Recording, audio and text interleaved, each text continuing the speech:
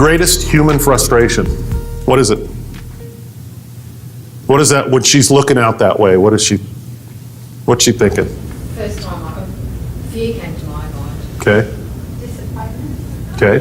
What is it? As the human race together, what is our biggest frustration? We don't feel understood. Right? You don't get me. That's going to be universal across all lines. Show me somebody that says, oh, everybody understands me. Like you said, if you're not raising your hand, you're lying. That person's either just seriously naive or, lying. But we don't feel understood. And so if there was a language that we can create, right? They talk about the love languages and all these things. There's this universal language that we can have together. I mean, think about a language, like you have a language with a certain customer or client, and it's a conversation that you have, and you're able to almost finish each other's sentences. And then all of a sudden somebody else comes in, they might have a better offer. But what language are they speaking? Another language. Try going to a country where you don't understand the language and try and sell them something. You have about the same type of success, right? So when we say how you do one thing is how you do everything, I have so many people, like you were talking about, what do I do for my marketing? Do I use an ebook or do I use a landing page and whatever? Marketing is everything.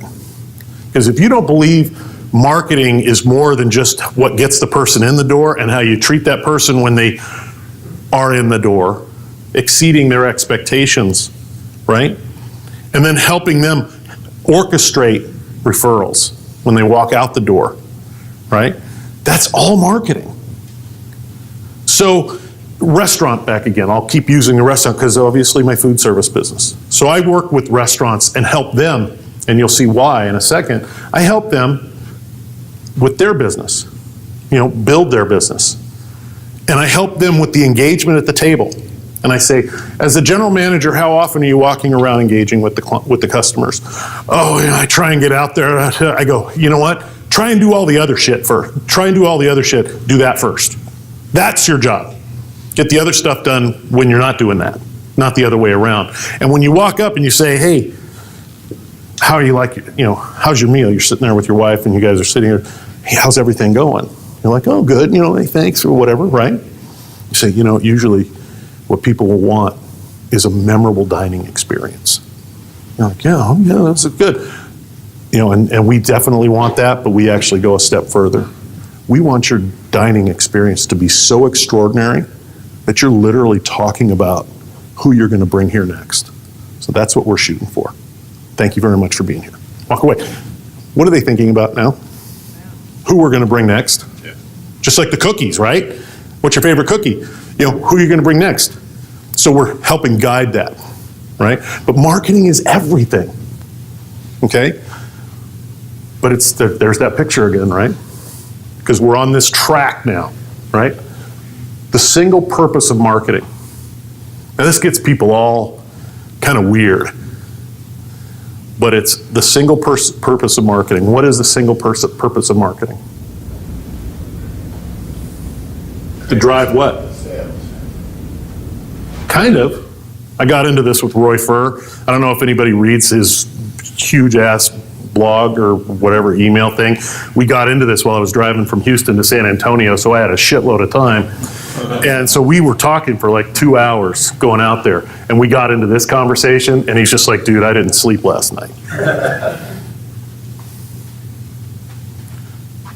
The single purpose of marketing, this could be a writer downer, is to drive new, increased, and or more profitable consumption of your product, service, or message. It's about driving consumption. Because once it's consumed, what do? Consume some more, right? Product, hey, like that product, that burrito or that muffin or whatever, I don't want another one, right? That's greater consumption, right?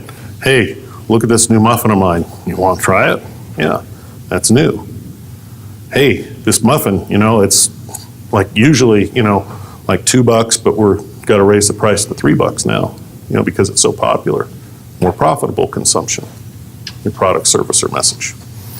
So, and I don't know if this means anything to anybody, but has anybody been to In-N-Out Burger ever? You ever heard of In-N-Out Burger? Yeah, so anybody that's on the West, they say I have to go to In-N-Out Burger. I will tell you that when In-N-Out Burger literally, we talk about choices earlier, remember the corollaries we're talking about here? Choices, what does In-N-Out Burger have for, what do they sell? Burgers.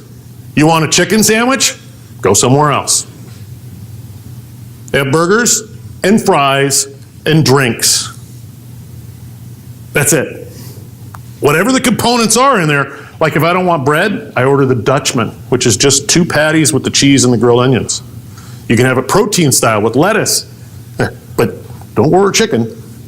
It's about this. When these guys opened, they opened in West Jordan, Utah, and I was there at Cisco meeting them. There was a line 2 miles long going, I'm like, is there like a football game or some huge soccer game? And I keep driving up the road going, shit, what's going on? Balloons on the side of the road and all that. The grand opening of In-N-Out Burger.